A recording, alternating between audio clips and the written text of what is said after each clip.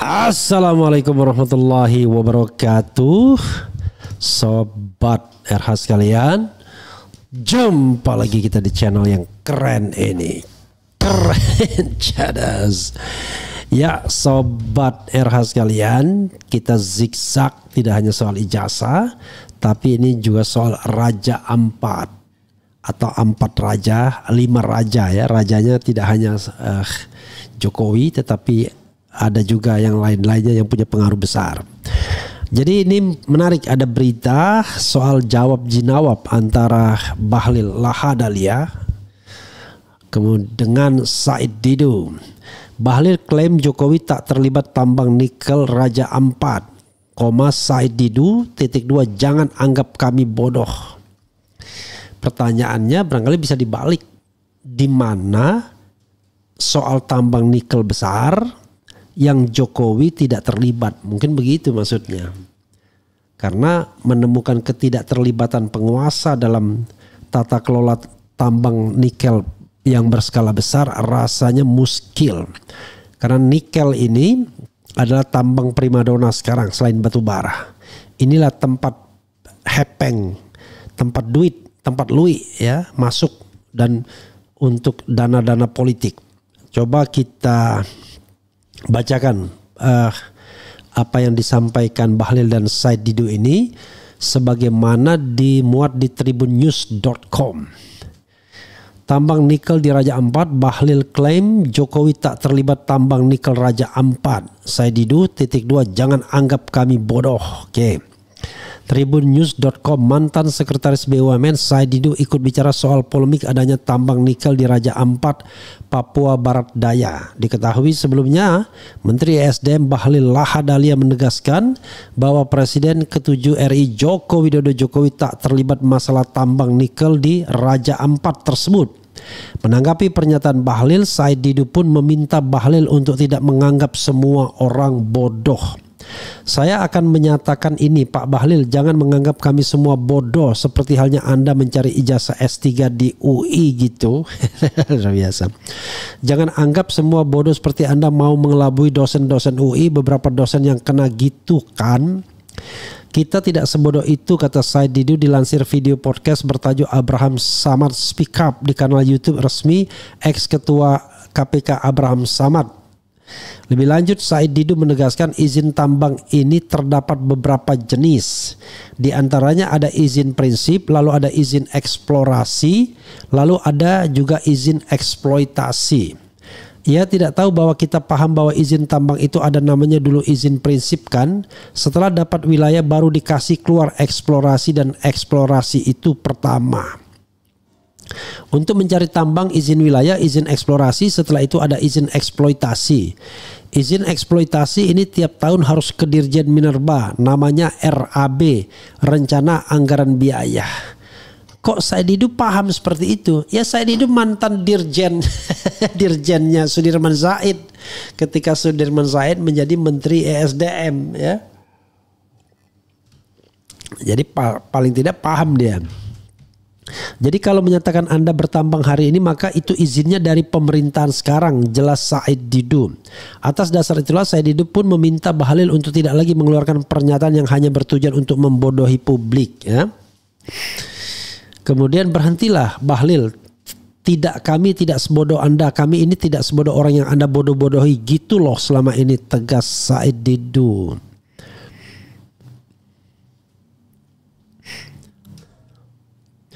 Menurut Bahlil bahwa PT GAG yang menjadi satu-satunya perusahaan tambang yang izinnya tidak dicabut telah mengantongi kontrak karya sejak era pemerintahan Orde Baru, jauh sebelum Presiden Jokowi menjabat kepala negara. Itu nggak ada itu. Gimana itu? Itu izinnya keluar jauh sebelum pemerintahan Pak Jokowi, kata Bahlil kepada wartawan di Kompleks Istana Negara, Jakarta Selasa. Selain itu, kontrak karya PT GAG telah dimulai sejak tahun 1972 dan terus berlanjut secara legal sampai hari ini. Ia menyebut bahwa aktivitas pertambangan perusahaan tersebut didasarkan pada kontrak yang sah secara hukum dan bukan hasil penerbitan izin baru di era Jokowi. PT GAG itu sejak tahun 1972 kontrak karya. Tahun 1998 juga. Jadi nggak ada sama sekali keterkaitan dengan Jokowi maupun ibu negara, tegasnya. Oke, sobat.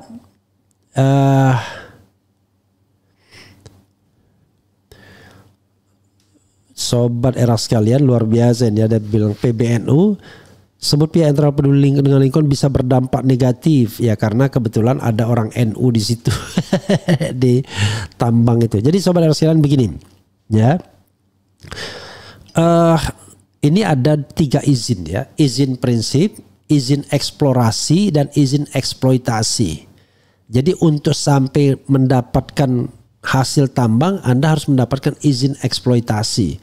Kalau izin prinsip itu ya izin lokasi saja. Terus lokasi sekian sudah dapat kita sekian hektar. Tapi Anda belum bisa melakukan eksplorasi kalau Anda tidak ada izin eksplorasinya. Dan Anda tidak bisa setelah eksplorasi ya mengeksplor ya. Mengeksplor itu baru lihat-lihat ya di lokasinya. Tapi kalau izin prinsip Anda belum ngapa-ngapain lokasi tersebut. Tapi kalau eksplorasi Anda sudah mengeksplor tuh. Sudah teropong-teropong ya, kira-kira bagaimana dan lain sebagainya. Tapi kalau sudah eksploitasi ya Anda sudah menggali dan mengambil bahan tambangnya. Dan itu stages itu dilakukan ya pada saat kapan? Kalau misalnya tambangnya hari ini menurut saya ya berarti izin eksploitasinya ya hari ini. Nggak mungkin izin eksploitasinya untuk dari pemerintahan sebelumnya. Jadi kalaupun misalnya izin itu sudah ada pada masa pemerintahan sebelumnya, it doesn't mean kemudian pemerintahan sekarang tidak terlibat. Karena stages itu dijalankan terus. Eksplorasi, eksploitasi, dan lain sebagainya. Itu yang ingin dikatakan Said Didu sebagai salah seorang eselon 1 di Kementerian ESDM ketika Sudirman Said menjadi Menteri ESDM pada masa awal pemerintahan Presiden Jokowi.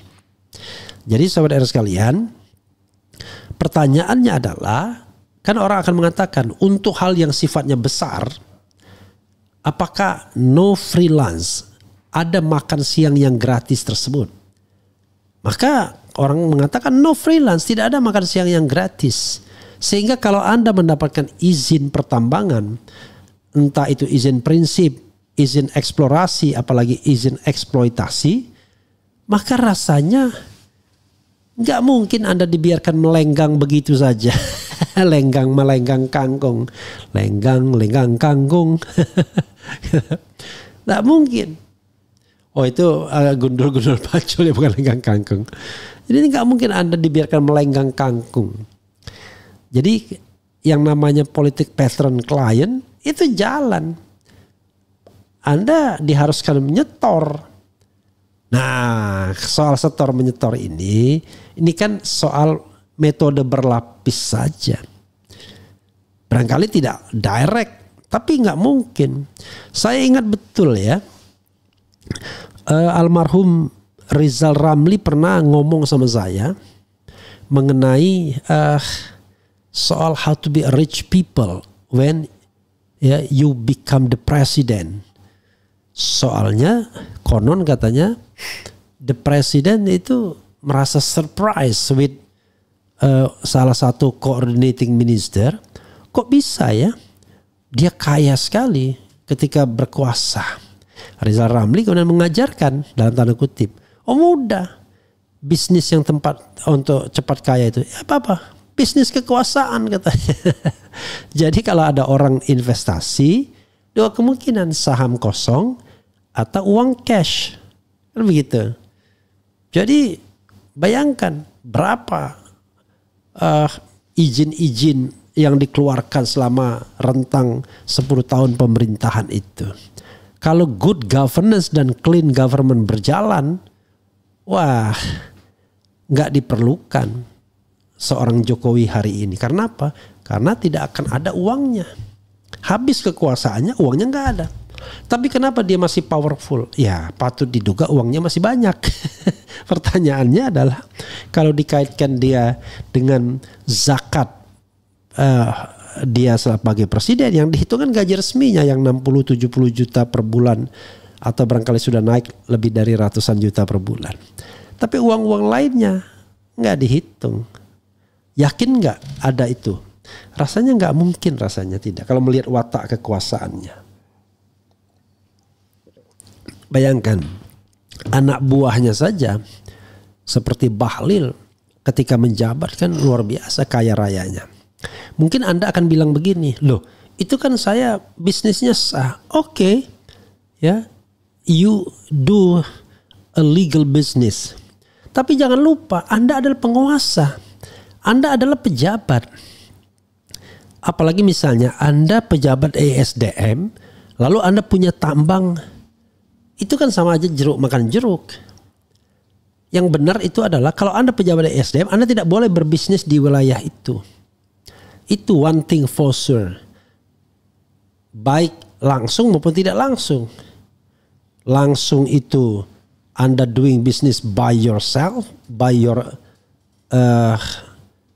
perusahaan, ya, company, atau tidak langsung you give concession, ya, kepada Anda punya anak buah, followers dan lain sebagainya dan lain sebagainya. Jadi saudara sekalian, itu problem kita. Makanya ketika saya diundang oleh Menteri Pertahanan bertindak sebagai Ketua Harian Dewan Pertahanan Nasional, saya meres tata kelola pertambangan ini. Saya mengatakan tata kelola tambang kita itu sudah makin jauh dari pasal 33. Bumi, air dan kekayaan alam yang terkandung di dalamnya dikuasai negara dan digunakan atau dimanfaatkan sebesar-besarnya untuk kemakmuran rakyat. Itu sudah jauh panggang dari api. Makanya jangan heran ada pernyataan dari almarhum Faisal Basri, tidak ada negeri yang setolol Indonesia. Dalam hal tata kelola tambang nikel, Indonesia itu kata Faisal Basri almarhum rugi. Bukan hanya tidak menikmati hasil dari nikel terus, tapi rugi. 90% China. Dan Indonesia harus nombok karena membebaskan bea masuk, bea ekspor dan lain sebagainya. Serta pajak-pajak lainnya untuk yang konon katanya hilirisasi dari nikel tersebut. Ternyata hilirisasi itu hanya membantu China saja untuk melakukan hilirisasi yang lebih mumpuni atau sempurna di tanah China tersebut. Di sini hilirisasinya paling cuma sampai 1/4 saja dari end product. Itu pun sekali lagi perusahaan Cina yang punya smelter, yang punya kekuatan finansial untuk berproduksi di sini. Wah, kalau begitu rugi. Iya rugi negaranya, tapi pejabat-pejabatnya enggak rugi. Coba lihat, you check it, pejabatnya kaya raya semua. Pejabat-pejabatnya kaya raya semua. Makin menjabat makin kaya. Kan harusnya makin menjabat makin tidak kaya. Kenapa? Karena dia tidak ada waktu untuk mengurusi bisnisnya. Tidak ada waktu untuk konflik of interest dan lain sebagainya. Jadi saudara sekalian, apa yang dikatakan Said Didu ini, ya begitulah. Begitulah ya. Jadi saudara sekalian,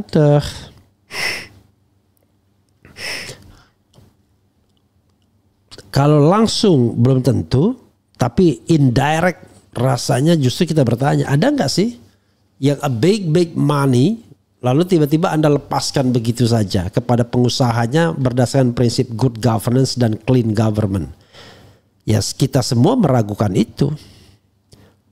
Ya, kalau lihat sosok Bahlil, sosok Jokowi dan lain sebagainya, segala kontroversinya. Ya, kalau hari ini bagi orang yang bicara tentang tata kelola pemerintahan yang baik, pemberantasan korupsi, they are the common enemies. Itu persoalannya. Begitu sobat RH sekalian. Mudah-mudahan ini memberikan pembelajaran bagi kita semua agar kita tidak mudah dibohongi atau dibodohi sebagaimana dikatakan Said Didu. Saya Dido orang yang paham karena beruntung pernah di wilayah itu paling tidak dalam dari 2014 akhir ketika Jokowi terpilih sampai kemudian 27 Juli 2016.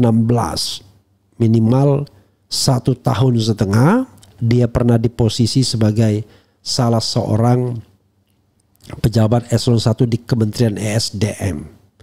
Ketika Sudirman Said yang menjadi Menteri ESDM. Dan Sudirman Said membuka soal papa minta saham di pertambangan emas di Papua.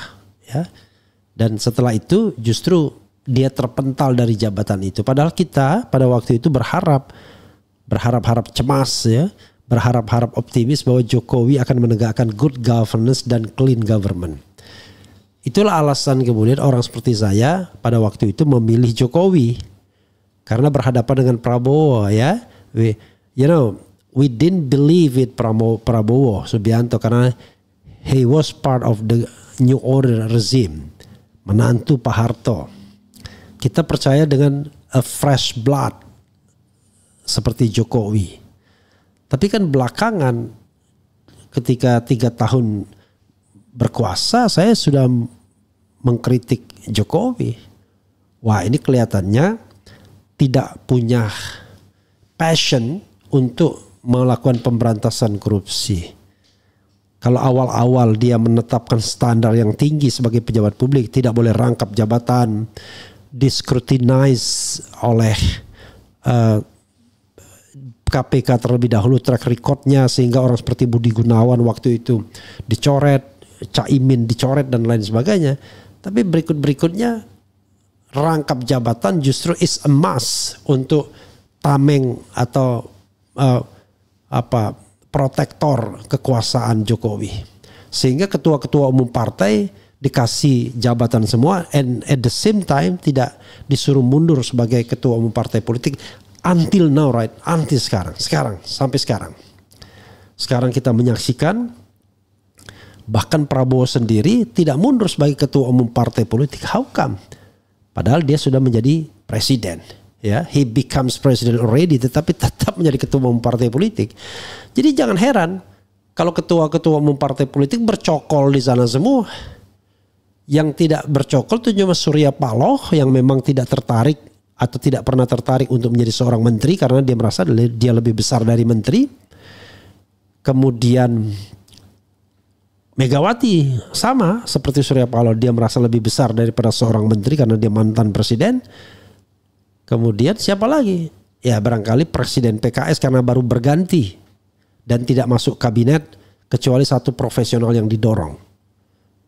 Selebihnya 5 orang itu ketua umum partai politik, mulai dari Prabowo Subianto, kemudian Bahlil Lahadalia, kemudian ketiga Muhaimin Iskandar, keempat Zulkifli Hasan, kelima AHY. 5 orang ketua umum partai politik dari 8 partai yang ada kursi di parlemen. Yang tidak cuma PDIP, kemudian Nasdem, dan PKS. Selebihnya bagaimana kalau kita bicara tentang good governance, clean government, tata kelola pemerintahan yang baik? Pasti ada konflik of interest. Seperti misalnya pernah saya ikut dengan ketua umum partai politik tertentu long time ago. Acaranya baru dimulai pukul 11:30 malam. Pukul 9:30 malam. Padahal seharian. Ternyata setelah mendarat dia kumpul dengan partai politik dulu berkeliling. Lalu acara di kementeriannya baru dimulai jam 9:30 malam. Sehingga sudah sepi orang setelah dia menyampaikan kata sambutan. Saya pada waktu itu salah satu narasumber seminarnya. Sudah selesai, dia pulang. Jajaran kementeriannya ikut pulang juga karena bosnya pulang. Lalu tinggal peserta beberapa gelintir orang. Jadi kita mulai presentasi jam 10 malam lebih. Tidak ada lagi peserta. Coba bayangkan. Seperti itulah. Kenapa? Karena dia akan mendahulukan kepentingan partai politiknya daripada kepentingan jabatannya. Apalagi kalau sekedar cuma kunjungan-kunjungan saja. Kan yang lebih berarti adalah konsolidasi partai politik ketimbang dia kemudian mengerjakan tupoksinya, tugas pokok dan fungsinya yang dibiayai oleh negara. Begitu sobat era sekalian ya. Itu saja, mudah-mudahan ini bermanfaat. Sekali lagi kita patut renungkan relasi kekuasaan. Adakah makan siang yang gratis ala Bahlil, ataukah kita semua mau dibodohi, dan jangan mau dibodohi seperti kata Said Didu. Wassalamualaikum warahmatullahi wabarakatuh. Keren, cadas, ciao.